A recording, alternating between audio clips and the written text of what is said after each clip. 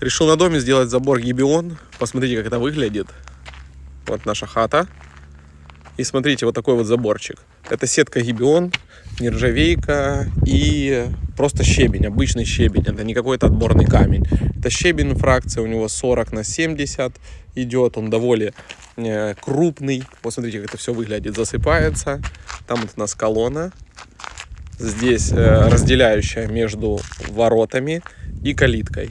И вот основная еще часть забора она будет делать. То есть фасадная часть у нас будет в таком формате. Очень современно, как-то не заюзано. Вот выглядит нестандартно, то есть прикольно. И самое главное дело, что в принципе это решение не очень дорогое. Сетка обошлась мне порядка 15 тысяч гривен, не камень, с доставкой 5200. То есть это обычный щебень, который стоит там 500 гривен за куб. Вот он выглядит.